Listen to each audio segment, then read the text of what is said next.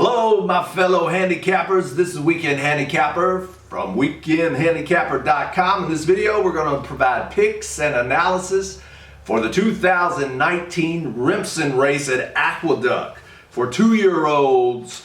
That is a race that is on the road to the Kentucky Derby. So you could be seeing a Kentucky Derby contender in this race, potentially a Kentucky Derby winner. So we're going a mile and an eighth on the dirt.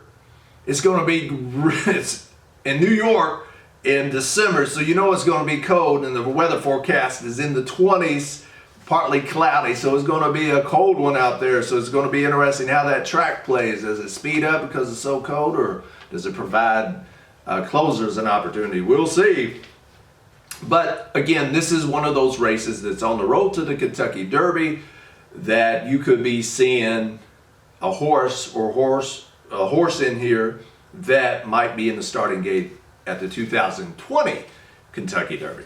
So let's go one by one of the horses of the contenders in this race, and I'll give you my thoughts on it at the end. Before I do, hit that subscribe button. Check out weekendhandicapper.com. Hit that notification bell so you can get all the latest tips, tools, and resources that help you make money by betting thoroughbred horse races. All right, let's go.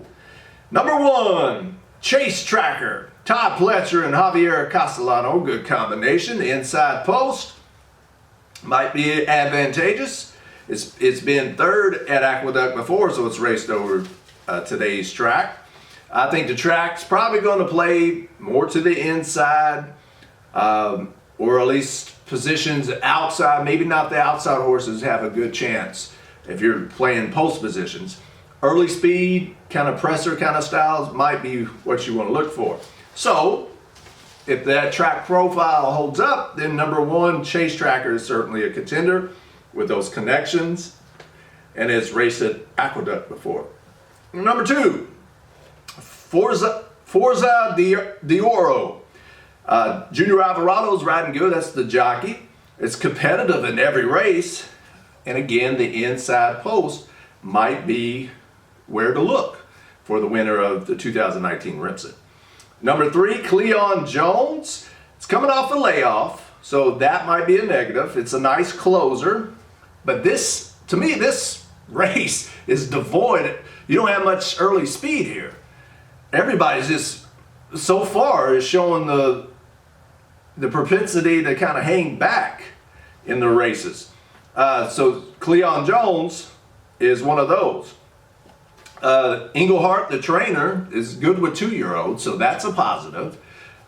It's just a pace. You got. I don't know how the pace really is going to happen here in this race, but number three certainly continues. So far, 1, 2, and 3 make a lot of sense to me.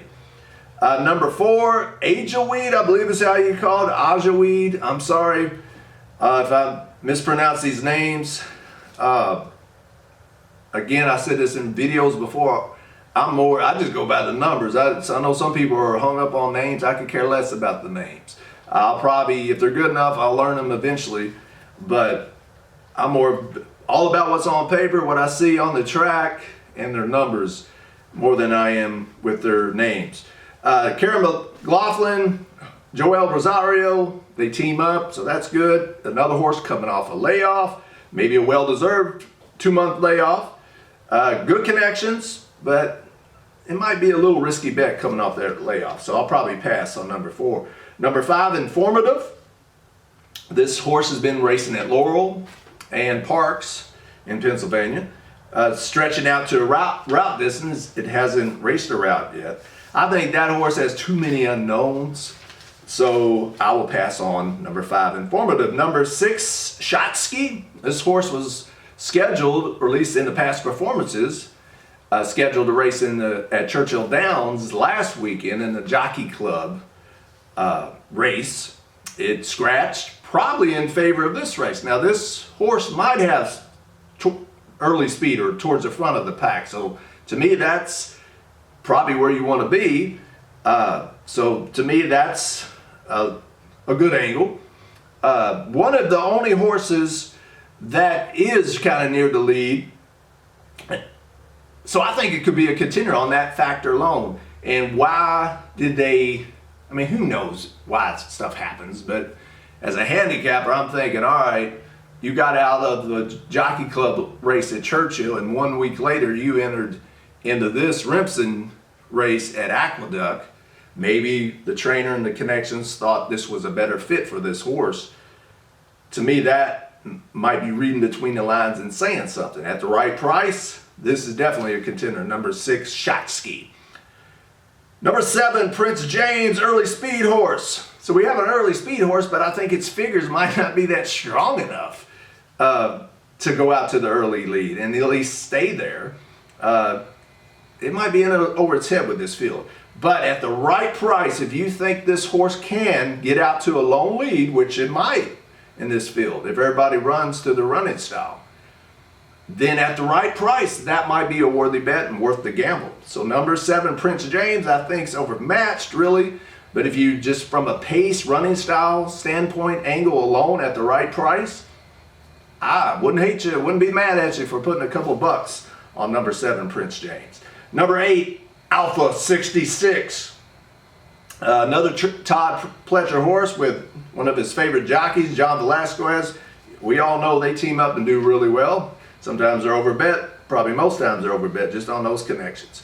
Another horse coming off a 2-month layoff, maybe this point in the year, that's pretty common. Give these horses a rest. Let them gear up for this road to the Kentucky Derby run. Another off-the-pace horse in a field full of off-the-pace horses. So we have a lot of kind of pressers and kind of pressing style horses. And number 9 of men's, one last time out. I think the outside post is a negative right now at Aqueduct. As far as I know, I think it is. It's non-competitive speed figures, and I'm going to pass on that horse, number 9 of men's. How am I going to bet the Remsen?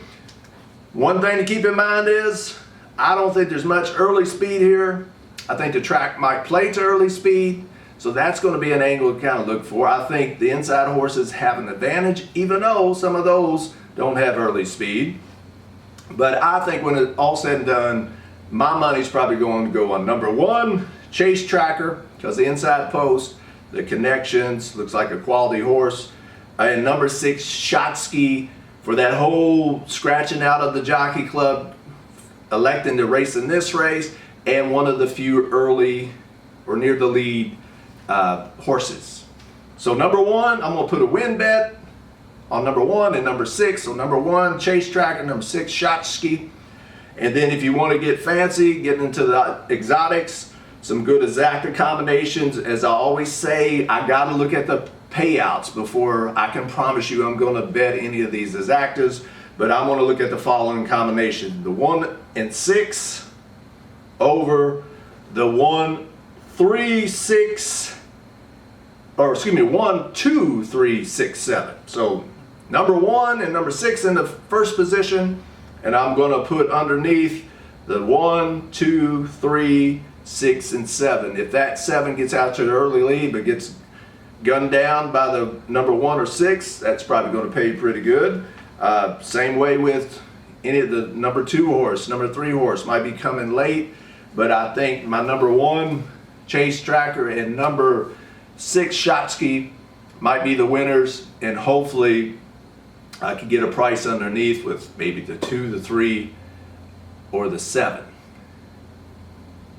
All right, so number 1 to win, number 6 to win, and underneath at the right price, and underneath the exactas 1, 6 over the 1, 2, 3, 6, 7. I gotta check those payouts. It's all about value, folks. It's all about making a good return on your money. If those exactas aren't paying, I'm not playing.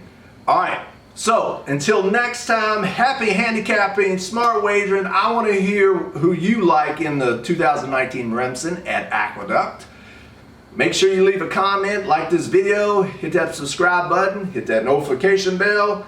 Check out weekendhandicapper.com, and until next time, like I said, happy handicapping, smart wagering, and good luck if you bet the 2019 Remsen at Aqueduct. Take care.